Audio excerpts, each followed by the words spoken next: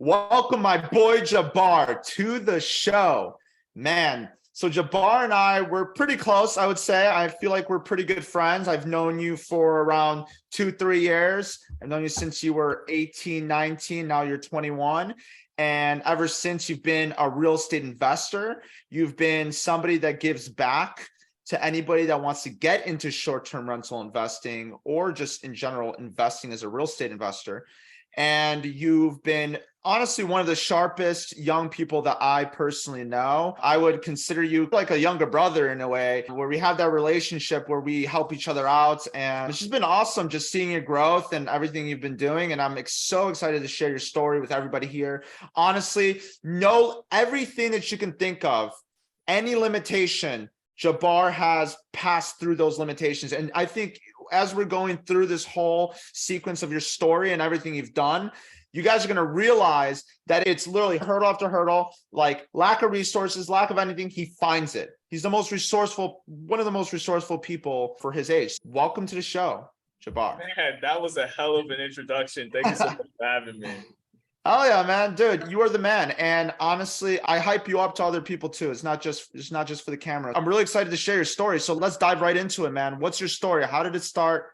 What got you into real estate? I was fresh out boot camp, 18 years old, making $1,500 a month, minimum wage, in training. And I had read Rich Dad Poor Dad a couple years back when I was 15, just by happenstance. And so I met someone while I was in training. He was a multimillionaire. His name's Phil. I talk about him all the time. He was already financially free.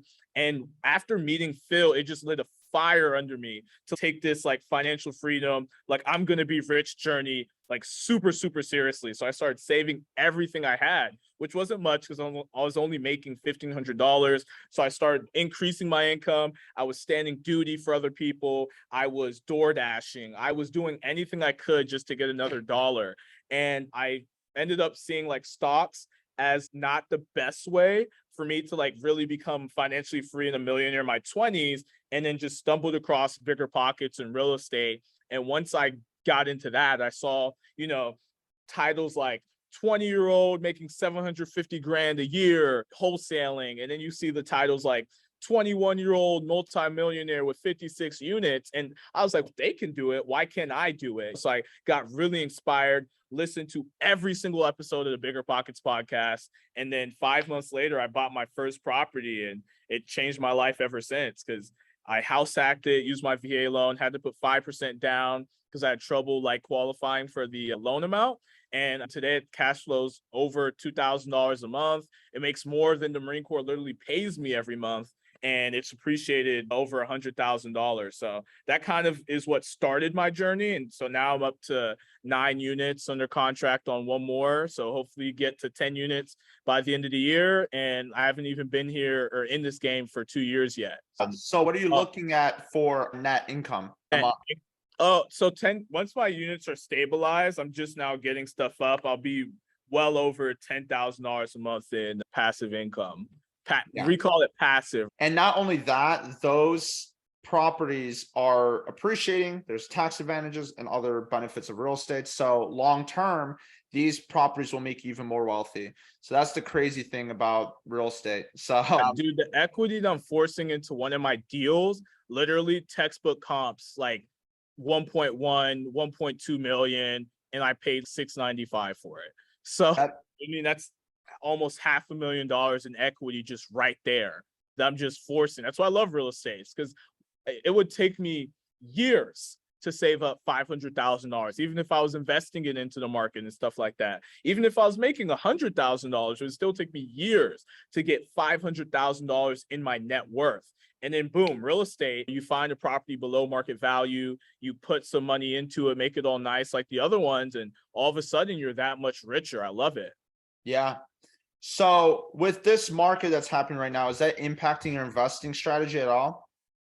With the interest rates and the contraction. So it affects purchases a lot. I'm a lot more, before, I feel like in 2021, I was more loose cannon because interest rates were so low. So I had a goal last year to get into $1 million of debt because it's below inflation. So I was like, this is like absurd. Like we might never see that again. Now that interest rates are up, I'm being a lot more conservative in my underwriting. Everything has to work as a long-term rental. So obviously a good deal for me, because I look for 30% plus cash on cash returns.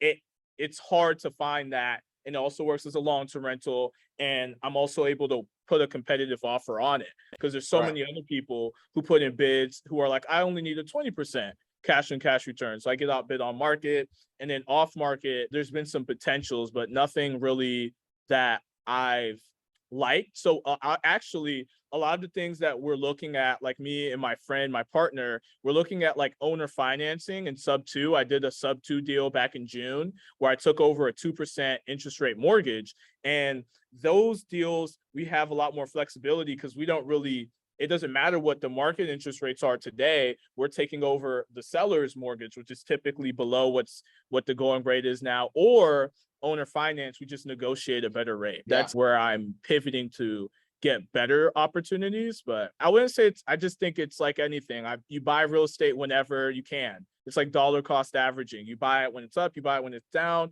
Over a long period of time, you'll be okay. I think the people who are more sensitive to that are people who are flipping or like wholesaling, that because that short-term market fluctuation affects them a lot more. But we're in the game of holding Airbnbs, right? Holding short-term rentals. So it's totally different. Yeah, it's a long-term game for sure. So let's talk about limitations and barriers that you face that somebody our age, I'll say our age, I'm 26, but somebody our age would face, right? So one of those things is capital. Where did you find the capital for these deals? Are your parents just really wealthy? Did you just stumble upon inherited wealth? Yeah, so my parents aren't in real estate at all. In fact, when my first property, because I didn't really have the money for it or the income for it in my family, like I was literally on the phone with them, like I was cold calling them.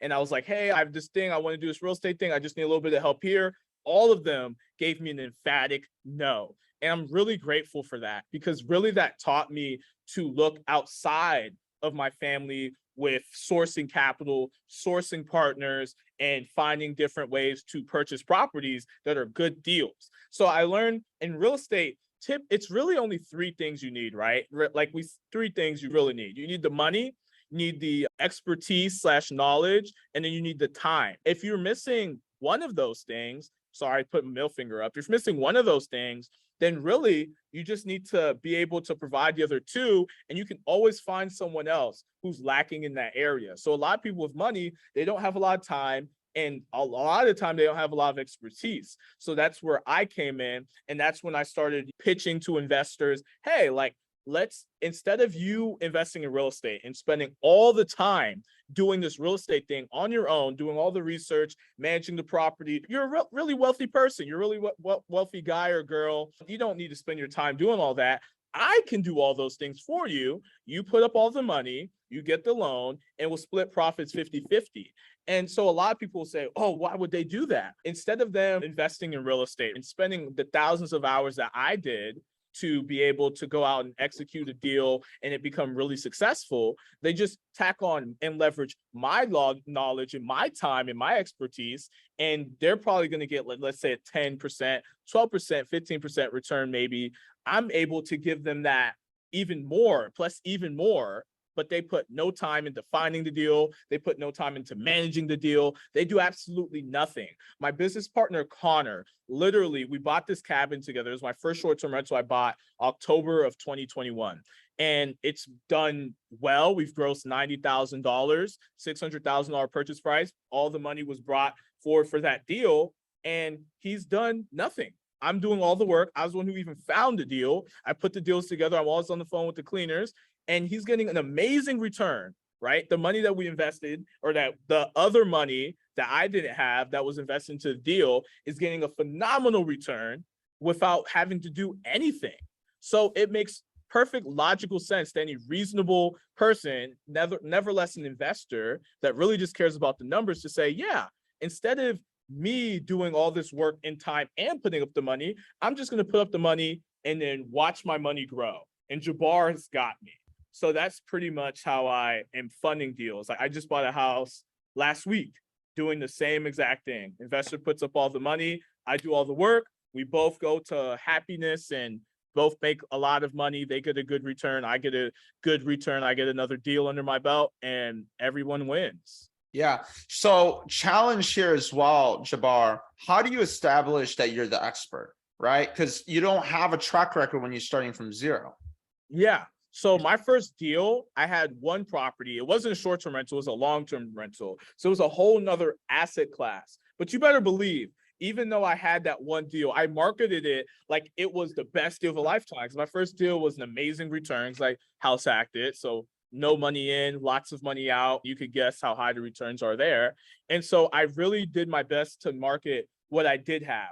So I did have the thousands of hours of real estate education under my belt. Any objection that I got from people, prospective investors, I was able to answer confidently, efficiently, in a way that made sense, in a way that made them comfortable. I was able to outline what the opportunity is for them and what is they're getting out of it. So when you're able to look at things, people invest with people they like, know, and trust. So all you have to do, right, is you have to get them to like you. They have to know who you are.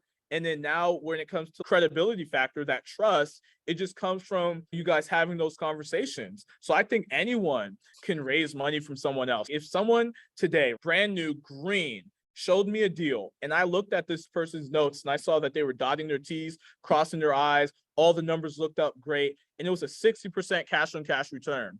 And me, myself, in previous investments, I'm getting maybe 10, 20%, and I see them identifying opportunity after opportunity that 60%, if I know and trust them, right? If I feel like I could trust them with my money and they're honest, good people, heck yeah, I'm gonna throw them whatever money they need, or I'm gonna find the money that they need to do that investment deal, because it's such a great opportunity. So when people are looking at like a deal that you present to them, they're thinking one or two things. They're thinking capital preservation, right? They want to know that they're not going to just give you, or they're not even giving you money. They're not going to invest their money and lose it, but they're also looking at what are the odds that you're actually able to operate and actually able to execute and get these returns that you're projecting in this pro forma. And so that comes from experience. Yes, that helps. But when you don't have it, talk about the deal, talk about your team. Maybe you don't have the experience, but your cleaner that you have found in that market, they've been doing cleaning short-term rentals for 10, 15 years. So boom, that's another expertise. The handyman, he's been handymanning short-term rentals, I made up a word, short-term rentals for 10, 15 years. So he has the expertise. Your lender, they're the best short-term rental lender in the nation. So you just put around you solid, top, rock star core team members, and then you leverage their skills and their knowledge and their experience, because you need to stand, like, real estate's a game where you're able to leverage other people's time, other people's money, other people's opportunities, everything. It's great. So you just stand on other people's experience, and that's how you can basically be someone with no experience and stand strong and really convince someone with money to invest with you. Yeah. And the crazy thing here as well is everyone's really giving in this community. So you can always reach out to somebody and get freebies. Wink. I know Jabbar really enjoys. We have this joke where Jabbar just gets all the freebies all the time. Oh. And it's more so a joke because people are so willing to, they see a young guy hustling. It's admirable and they want to help and they don't care about the money. So it's so interesting because, and the same goes for me. If anybody that's younger than me comes up to me and says, hey, what advice do you have for X, Y, or Z? And I see that they have a track record and they're actually executing, that means my time is not going to be wasted on somebody that's not going to do anything. So as long as you demonstrate to somebody that you will go above and beyond, they will put you under their wing and mentor you. I know, Jabbar, maybe you can speak more about like mentorships and finding people to really help you with that experiential piece as well. Yeah, so that's one thing, and Patryk, I'm so glad you brought that up, especially for young people. I don't mean to isolate other demographics here, but for a young person, you have such an amazing opportunity because everyone wants to help you because you're young, because everyone looks at you, right, when you're in this business and you're serious, right? Don't be a tire kicker. They say, man, I wish I would have started when I was your age. You don't understand how many times people say that to me. How many Me too. people take and me I'm to 26. I feel like I'm late. And it's, oh, you're so young. I'm so glad. And I think the number one complaint I have about any real estate investor is they say, hey, I wish I would have started earlier. Number one complaint. Huh? I always thought I would have started Yeah, dude, there's people that are 17 that are flipping like 6-figure properties. And so, but the thing is, we can't compare ourselves. We can't compare ourselves to each other because each situation is different. So like I've rested in the beginning. I was like, Jabbar, who's this young gun? I was threatened. I'm like, damn, this guy's stealing my thunder. He's trying to be the youngest guy in the pod. I'm trying to show that I'm the young gun trying to kill things. But at the same time, it's like you just collaborate, you work together. I think that's where there's a lot of opportunities. Yeah, I 100% agree. Oh my God, leverage that, dude. Yeah. So like it's amazing because I would hear this on Bigger Pockets, right? Because Brandon Turner, he would always go like, being young, everyone wants to help the youngest person in the room. They just all do. It's just an unfair advantage. We talk about unfair advantages that people have. Some people have backgrounds in real estate. Some people have rich parents. Since the majority of people listening to this do not, the advantage that you have, especially if you're young, is that you are young and people want to help you. So what I would do, and Patryk, I know you do this too, I go and I cold call people, right? I go message them. I cold message people. So on Instagram, I'll send them a video with my face. Hi, my name's Jabbar. I'm a 20-year-old United States Marine real estate investor. I'm looking to get into short-term rentals in this market. And here's where I'm having trouble specifically. Boom. My response rate, my conversion on like the people who would open my message and respond was super high. Even with people with thousands of followers who are influencers in this space would respond to me because they just love giving back, especially to young people. So I would get help. Like Avery Carl, I remember when I reached out to her, I sent her this long paragraph, and because I was 20, she was willing to help me. And then she had me on her podcast. She actually, every time I messaged Avery, she responded to me. She gave me advice. Luke Carl, same thing. Being young and doing this is super rewarding because you get so many opportunities just because you're unique. That's why Patryk has me on the show right now. Yeah, 100%. There's no other reason. Yeah, you have nothing else to. It's just you're young. That's it. No, I'm kidding. No, you got a lot. It's like being a pretty girl in like Topeka, Kansas. There's just so little of you, and there's so many people who are willing. I don't mean that in any type of wrong way, but there's so many people willing to help you out and steer you on the right path. So I meant to pretty girl privilege. It's a young person privilege. Yeah, that's like the whole thing when people say that good looking people have a 10% increase in salary on average based on because they're good looks. They made a study about it, I think. But regardless, there are people judge at the end of the day, and it's like in a not bad way, but in a good way. In the sense that they see you and they say, wow, this guy's so young, like, and just trying so hard, like, I'm just going to give him a little push. They feel like, oh, that was me at one point. Yeah. So that's is they compare themselves when they were your age to you. So if you're all the time, they weren't even thinking about real estate and investing in business when they were in their early 20s. So when people are having this fire and this desire to get in the game, it's automatically a credibility factor because it's like, that kid's different. That kid's going places. I want to be a part of it. I want to help him. That's the big thing. Also, people want to be a part of other people's success. When they see traction, they're like, okay, that's like a good stock. I'm going to invest my time in here and then maybe it'll pay off down the road. Sometimes some people just do it for fun.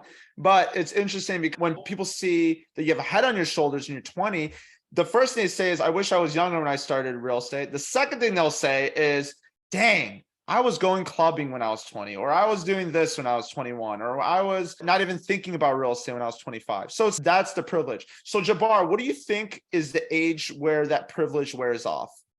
That's a good question, I think. I actually have no idea. I think like, don't use age as a clutch. Like you should actually, as a crutch, you should actually be doing things. You should actually be able to stand tall on your actual investing, your intelligence, your level of expertise in a certain area. So like for me, like I'm going on 10 units in 2 years. Some people would say that's great. Some people would say they've done way better. Me, I'm always looking to grow more, but I'm very proud of where I'm at today. And I know that there are a lot of people who don't do as much in such a short amount of time. I know there's a lot of people who do more. So I think it's just perspective. Like that some people would say it ends at 18. Some people would say it's 20. Some people would say 21. Some people would say 30. You know, it really is just perspective. If you're talking to an 80-year-old or if you're talking to another 25-year-old, it just depends. Yeah. And let's talk about social media. That's the big thing about real estate and social media. Those people that flex on social media and all that, those people don't really have the money. And if they do, they might lose it real quick. Those are not the smart investors you want to be around. I think I see that all the time, especially young people. And then other young people will see those people flexing, especially in our demographic, the 20 to 30, like the millennial, early millennial, late Gen Z. You'll see a lot of that where people flex. There's people that are gurus on Airbnbs or all sorts of things. Don't get discouraged, right? There's more to the story than you think, and everyone's got their own. And then another thing is just think like this is one thing I heard on a podcast and it really changed my life. It was instead of being jealous when you see someone doing better than you, when you see someone doing something that's amazing, when you see someone crushing it, do not get jealous of them because comparison is the thief of joy. Draw inspiration from them. So if you see when I see a 20-year-old that's making $5 million a year, I get inspired because that tells me I can do it too. I look at them, they don't have two heads. My mom used to always say this, JB, you do not have two heads. I always look at them and I say, wow, if they can do it, that means it's possible for me as well. And so that's the kind of like the mindset that you have to have because social media is a highlight reel. People are only going to show their best stuff. I have a lot of highlights on my social media, not a lot of failures. And there's a reason for that. So just know that there's things that people had to go through and just expect to go through it and it to take a long time for you to be successful. I think the most successful people always have a longer time horizon. And the longer time horizon you're okay with like success finally coming, the more successful you'll actually be. And so if you are into this Airbnb business and your time horizon is I'm okay with not being successful. I'm going to learn this and master this until I'm successful. And I don't care if it takes me 30 years to do. You're going to be a lot more successful than the person that only has a time horizon of 3 months or 6 months or a year. That person is in it for such a short amount of time. They're going to get discouraged a lot easier than you because you are saying, I'm putting 30 years towards this craft, towards this success. And that's the game that I play. I'm going to be a billionaire one day. And I don't even care. And one of my goals is to be on an NBA team. And I'm so okay with like it taking a lifetime. I don't care if I'm 100. I don't care if I'm dead. And my kids have to be the one to buy the NBA team in my name. That's just a goal that I'm going to chase for the rest of my life because it's what I want. I love having goals. I love having another thing to achieve.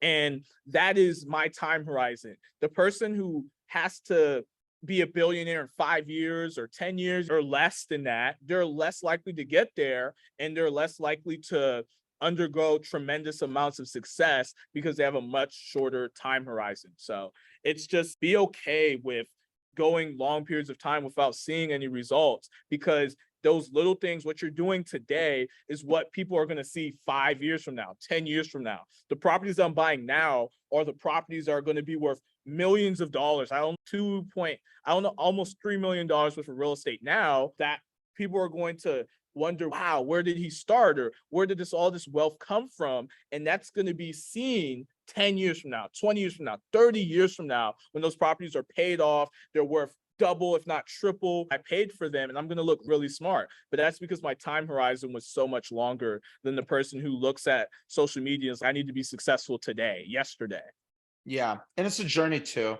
I think you don't have to rush things. It's the journey. It's so much fun. I think right now I'm not a multimillionaire. I'm not anything crazy rich or anything, but I am rich in life, like genuinely rich in life, where I don't have to worry too much about food or that kind of stuff. But at the same time, I'm also just like happy. I'm just doing what I love to do every day. And that's the most important part about this is having the time freedom and the happiness that comes from it.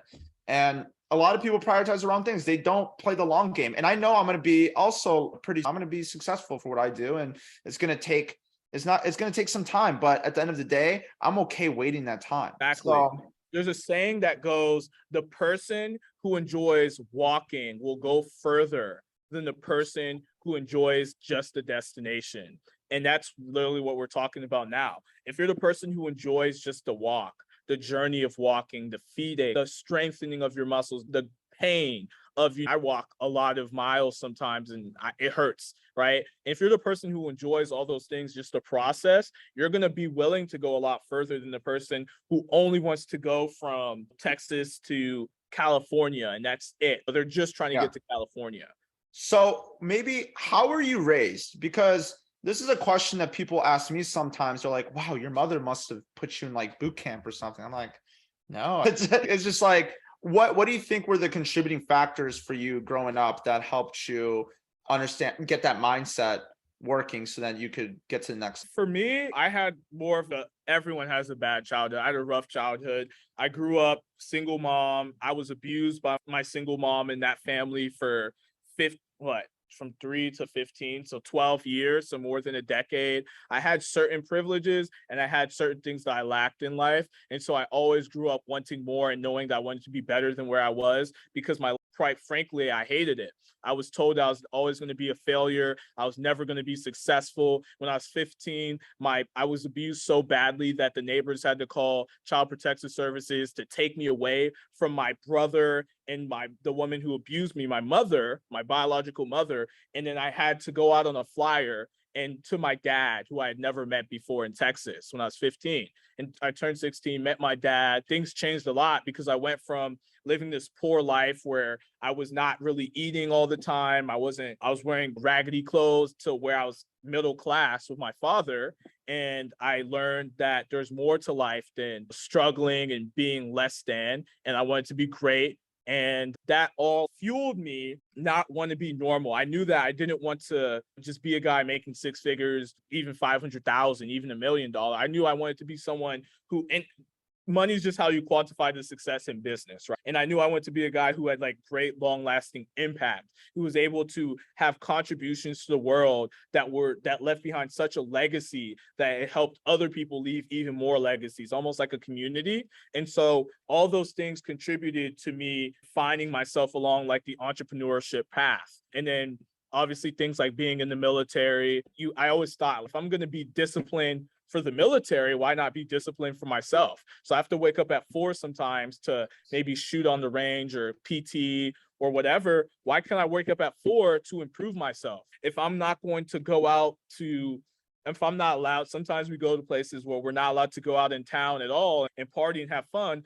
Why can I do that on like Saturdays and Sundays instead of going out clubbing like my peers? Why can I stay back and learn and perfect my craft? And there's a balance there, but the military definitely greatly helped me with having that discipline to learn and read the books and pay attention and write notes and ask questions and call people and things like that. So Jabbar, you said that there's a balance to that there is definitely a balance. I've definitely gone out with you. Yeah, it's not like you don't do it at all. I wasn't able to go inside those places that we were going out to because I was 20 and you had to be 21 to get in. But is that crazy? Like even just networking after conferences, you weren't old enough to get to the networking part because it was at a bar. People really didn't want to, like a lot. It really upset me a lot. I know it did. I want to network with you guys and hang out because that's where all the deals. You didn't even want to drink. You told me you're not going to drink. I would have had a water the whole time. I would have wore handcuffs or something that said minor on my forehead, but they wouldn't let me in. That's ridiculous. It's crazy. And I get why they do that for liability and all the reasons. But at the end of the day, it sucks because when I was younger, like when I was younger than 21, I would go to networking events in Chicago downtown when I was like 19, 20. And when I was 19, 20, I used to be going to these networking events in Chicago and I couldn't drink. I couldn't get in, but sometimes they wouldn't ID. And so I would just go in and just sit there and I wouldn't drink, but I would have my water just to hold the cup. And I felt it was intimidating in a way. And you just had to do what you got to do. And it's one of those things you just got to deal with as a young person getting into this space. Yeah. And it's another thing. It's like little things. It's like connecting on that personal level with people. If people can't see their younger selves in you or a child in you, I don't have kids. I can't really, it's like being friends with these people is not the same as them being friends with other people their age a lot of the times. Women, I believe, go through this too as well. It's just sometimes there are things that you can't relate with on a certain level, and you just have to overcome that. It's can you do? Always tell myself, like, instead of saying, why can't I? Why don't I ask myself, how can I? And typically when you ask yourself that question over and over again, you come up with a solution to 99% of the issues that you have. Yeah, because they're not really issues. They're only issues when you label it an issue. Not And so you find out the solution. oh yeah, I think people just go to networking events, be around the right crowd of people. You'd be surprised. Personally, for me, when I go and see people that are like Gen Xers or people 40, 50 years old, I tend to relate to them more than I do my peers that are my age.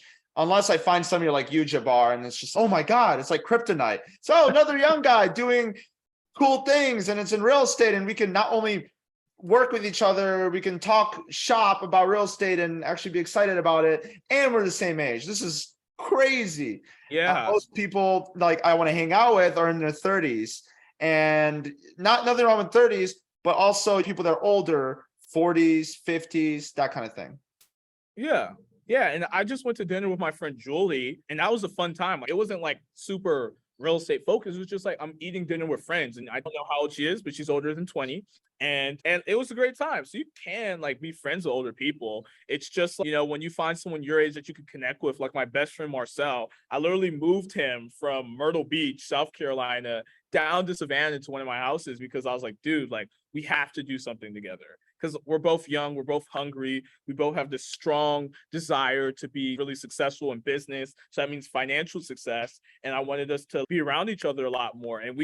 And it's amazing because it's not like I don't just connect with them on real estate. I'm 21 years old, so connect with women, talking to girls, Yep. connect with in dressing clothes, being in different scenarios. We just relate on such a closer level. That's just because we're at like the same place in life. 100%. And what I wanted to ask as well, you're Nigerian, correct? Yeah, they call me the Nigerian nightmare at work. Nigerian nightmare. I like that.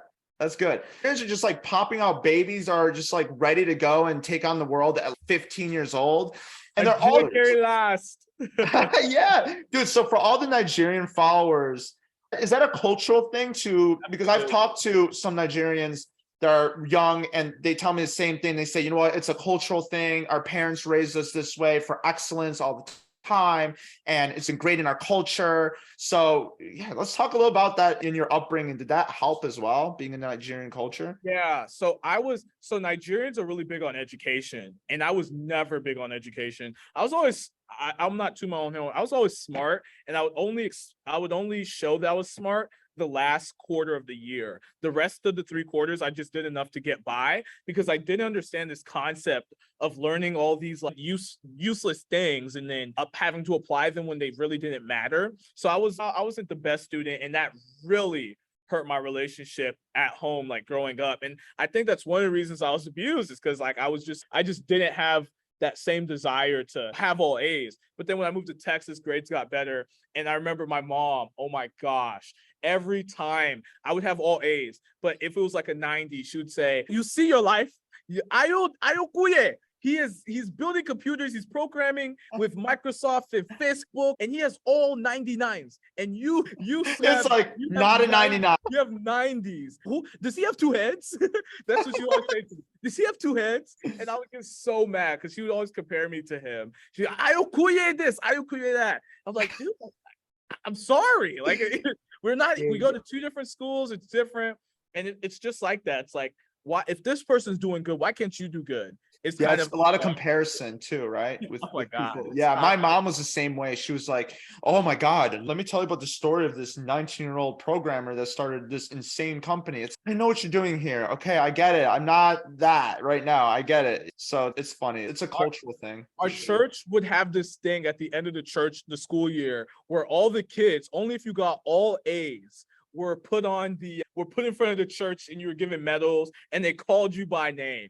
And I never was on you because you had to have all A's throughout the whole school year. Yeah, And yeah, I yeah. just thought that was stupid. So I just like never did it. And my mom would be so mad. Graduation time was the worst time for me because I'd be hiding. You're embarrassed. You're like, Go to church. crap, I'm gonna have to go through this again. I'm gonna have to freaking go on stage and get just I wouldn't shame. even be on stage. I wouldn't go to church. That's how Oh, bad it was. wow. We'd skip church that week because she knew I wasn't getting my name Oh, called. I'm sick. I like one B in an entire school year. She'd be like, "Yeah, you're a failure."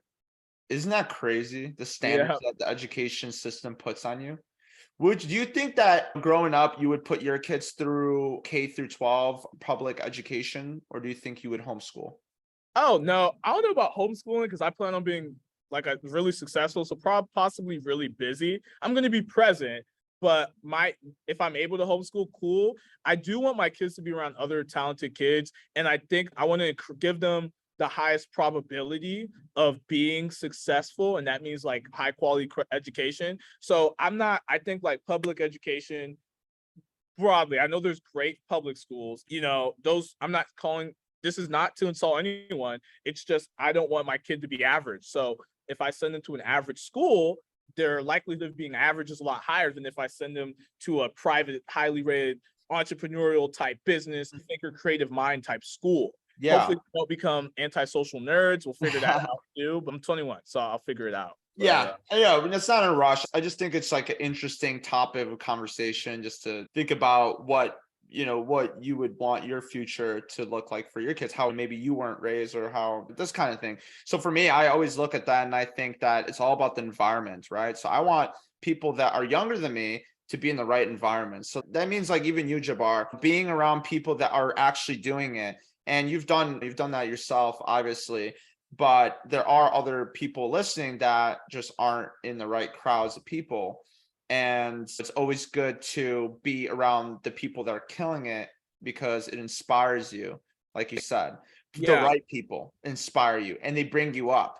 The wrong people put you down. But you got to find those people that really you resonate with that can really bring you up. Because if you're in a dead end job and you can't relate to anybody there, there's probably a sign that you're just built different. It's like a fish trying to climb a pole.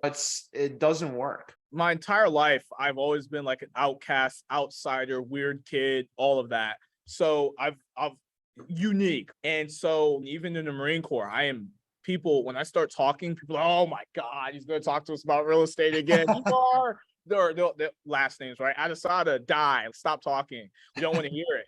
And I think to myself, you guys are like, people pay for this, like the game that I'm giving you, people pay thousands of dollars for it. And like, you guys would rather talk about this girl that you talked to at the bar that you didn't even get her number, but you were excited that you got the confidence to talk to her, or this new car with your 11% interest rate that you know what I'm saying? Like, conversation. But when I want to talk about things that are going to better your life, you don't want to hear it. So that's common for a lot of entrepreneurs, especially when you're in this journey of just learning about it. You just want to share it with everyone. It's like you found Jesus and you just want to share it with the whole entire neighborhood. Yeah. It's like people are going to really not understand the vision. You're going to be misunderstood. You're going to have to separate yourself. And for me, I still love my friends to death, but some of my friends I had to stop talking to as much. I used to talk to my mom every day. I talk to my mom a healthy amount of times now, but I stopped talking to her a lot of the times because her vision and our alignment wasn't matching because she was like school and I was like business. So there's things that your family won't understand, your friends won't, and you're going to have to make new friends. And I sought them out. We sought each other out. Patryk, I think you reached out to me or I reached out to you. You're just going to have to find people who think like you and surround yourself with them, because the phrase that you're the average of the 5 people you spend the most time with is so freaking true. It's so true. If you're around lazy people or drug dealers or gangbangers, that's where you'll be. If you're around super successful multimillionaires, blah, blah, blah, that's where you'll be. I'm at the point now where like I'm on track to be a millionaire by next year, by the grace of God. God forbid nothing bad happens. Mm-hmm. And honestly, I think about it. If you look at my Instagram, if you look at my Facebook, if you look at all my posts, and this is not to brag, there's tons of millionaires who are in my comments supporting me. There's tons of millionaires in my phone book. And you have this too. In my phone, there's tons of millionaires I communicate with on a daily, consistent basis. So it's not surprising that I'm going to be the next one because I spend the most of my time with millionaires. So it's the same. If you want to be a billionaire, spend time with more billionaires. If you want to be a kick-ass entrepreneur, spend your time with other kick-ass entrepreneurs. You just have to find those people and surround yourself with them, because you'll start to pick up habits and traits that those people have that made them successful. They'll rub off to you and make you successful as well. Yeah, I couldn't agree anymore. Let's just start wrapping this up, because I think I can talk about all this stuff all day. And honestly, we're probably going to need to have another episode or something. Or maybe we just love to talk. So who knows? Maybe people are just at this point tuned out. But this is valuable stuff. So hopefully some people got something out of it. And Jabbar, I do want to bring back the attention to you and just finish up with the last couple questions here. One is, what book do you recommend to people? And doesn't have to be real estate or entrepreneurship related. It could be anything. So I recommend The One Thing by Gary Keller. It talks about basically everyone should have their one thing that they do that makes everything else in their lives easier and unnecessary. And when you boil it down to that one thing, that one skill that you should be working on for 4+ hours a day, then it will really get you to quickly accumulate the skills that are needed for you to be successful. So like that book's a good book for framing success and the action steps you should take to be successful. The One Thing. It's an amazing book. I've read it front cover to cover multiple times. Yeah, I haven't even read that book, so that's going to go on my mental list. It's long. So what advice would you give to people that are listening?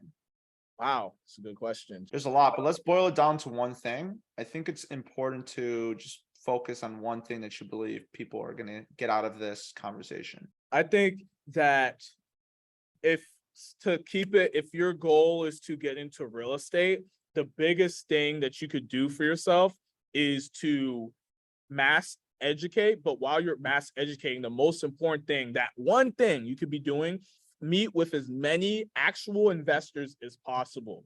Reach out to them, talk to them, learn their secrets, learn their traits, learn what made them successful, learn how they're operating their business, and just latch yourself onto a couple of them that are doing really well and follow in their footsteps. But that most important one thing is just to reach out, get yourself out there and say, I'm a real estate investor. Hi, nice to meet you. Even if you're not, and I want to meet you and hear about what you're doing. Because the thing about real estate investors, and you guys can tell by these podcasts that Patryk's had, the people he's hosted, is they love to talk about themselves. They love to talk about the deals that they have going on, the money that they're making. It's just a part of the game.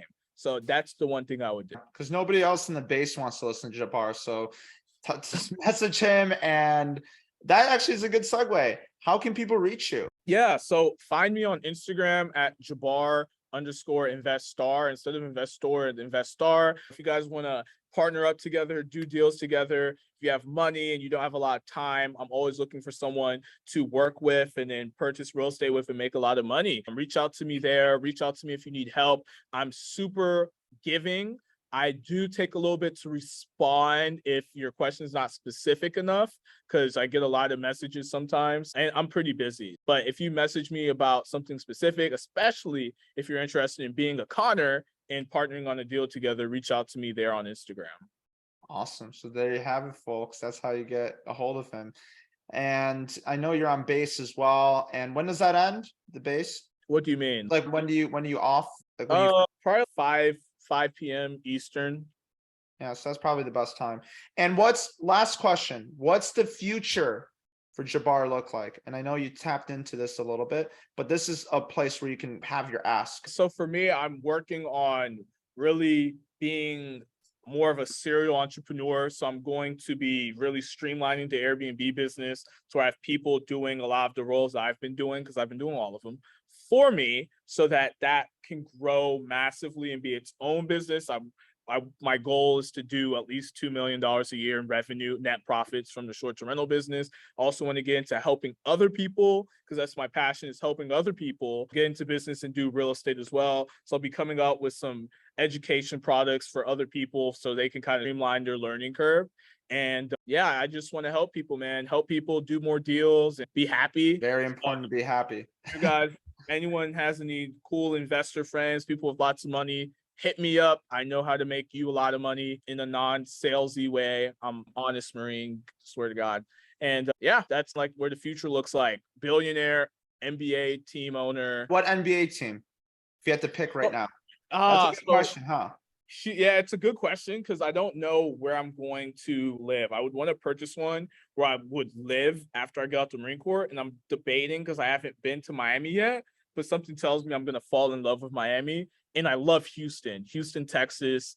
I love Texas a lot. So like The Houston Rockets. yeah, the Houston Rockets. So either Miami Heat, Houston Rockets, one or the other.